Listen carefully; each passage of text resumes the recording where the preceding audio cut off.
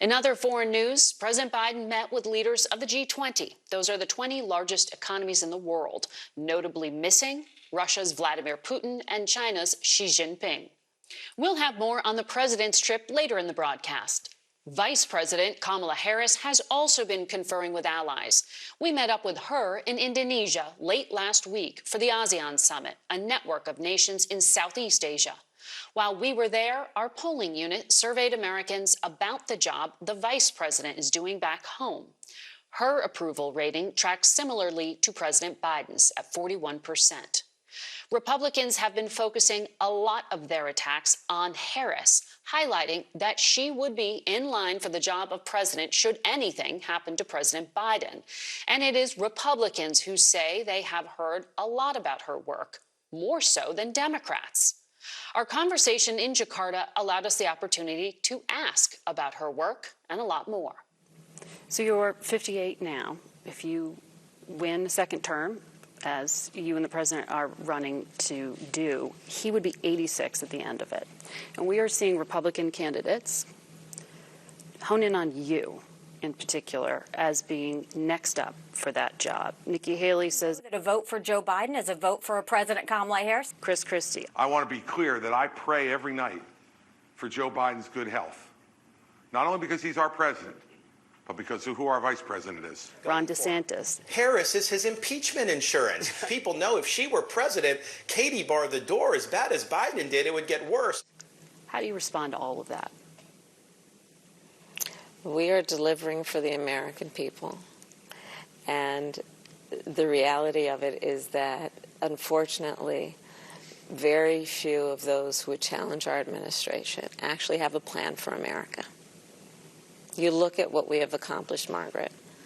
We have created over 800,000 new manufacturing jobs in America, 13 million new jobs, unemployment at record lows. We have capped the cost of insulin for seniors at $35 a month, capped the cost of prescription drugs on an annual basis at $2,000. They're talking for about seniors. What you would do as president as being a risk. They're honing in on you. Why do you think that is? How do you respond to those attacks? That's not about policy. That's about you. Listen, this is not new. There's nothing new about that. I mean, listen, in my career, I was a career prosecutor. I was the first woman elected district attorney of San Francisco, a major city in this country, and reelected. I was the first woman attorney general of the second largest Department of Justice in the United States and reelected. I was a United States Senator. I represented 1 in 8 Americans, and I'm now Vice President of the United States. They feel the need to attack because they're scared that we will win based on the merit of the work that Joe Biden and I and our administration has done. But even Democrats are worried about the president's age. The Wall Street Journal had a poll showing 2/3 of Democrats say Joe Biden is too old to run again. Are you prepared to be commander-in-chief? Yes, I am, if necessary. But Joe Biden is going to be fine. And let me tell you something. I work with Joe Biden every day.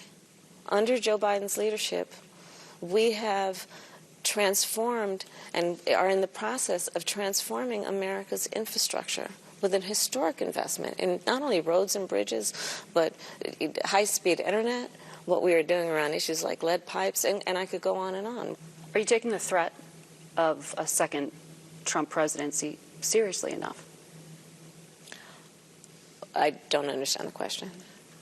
You were dismissive of some of the Republican criticism of you and the president. When you look at current polling, the front runner for a Republican nomination is the former president, the 45th president. We will win re-election. We will win re-election. There is too much at stake, and the American people know it. In terms of delivering on promises, you in your portfolio have tackled the issue of the root cause of migration. U.S. Customs and Border Patrol saw a record number of migrant families cross the border in the month of August. This despite that record level of heat. Why is that happening now? You've rolled out new policies. around the globe, we are seeing an increase in irregular migration. And there are a number of factors at play, an increase in authoritarian regimes, what we're seeing in terms of extreme weather occurrences, what we're seeing in terms of, in many places around the globe, increasing food insecurity. So there are many reasons for why this is happening, and America is not immune to that.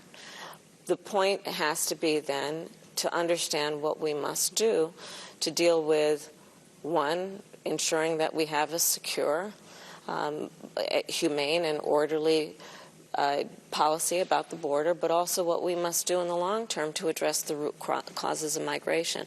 The work that I've been doing in that regard has been to build public-private partnerships to the extent that we have now raised over $4 billion to invest in the countries in that region. But that migration data, according to CBP, is showing migrants from Guatemala are up, Honduras, Ecuador, Peru.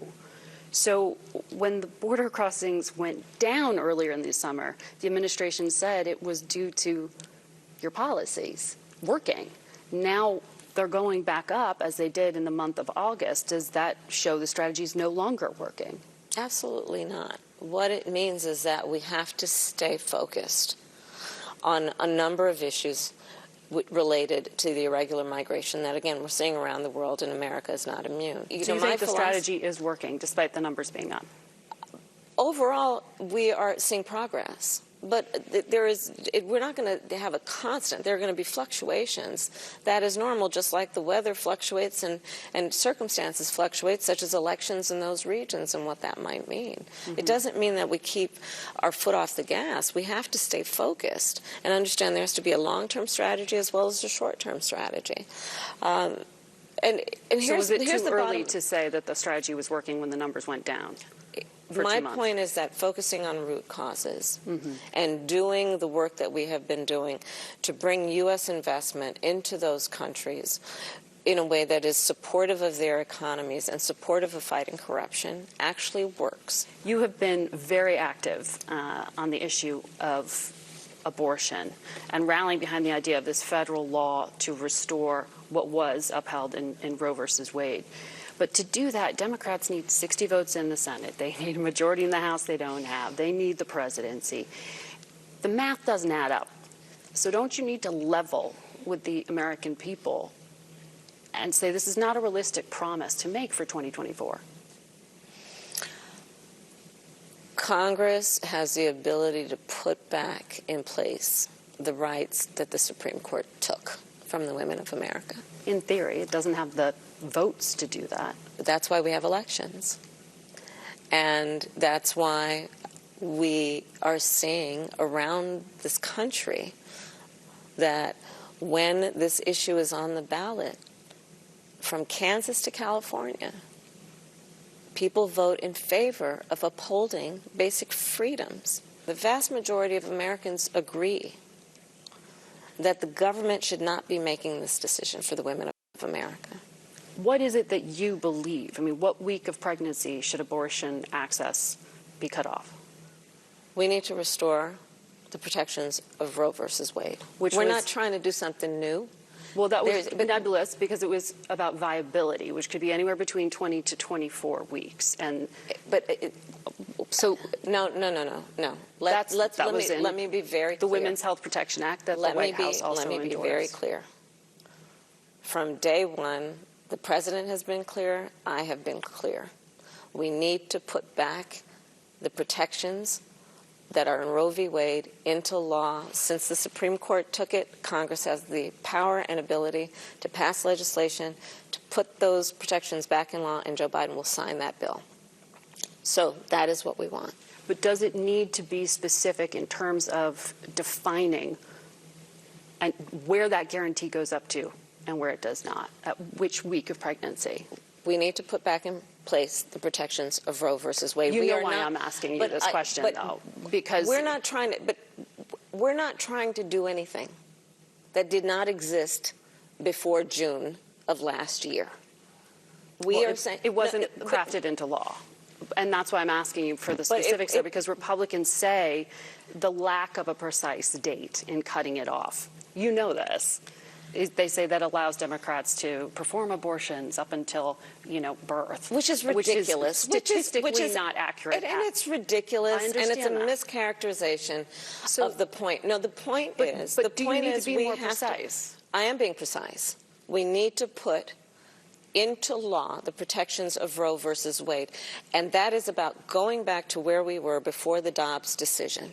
But if there is the possibility through legislation to provide any kind of guarantee at the federal level, any kind of protection, like the Republican proposal of 15 weeks protection. The Republicans Is are it also worth members of the Republican Party are also proposing a national ban.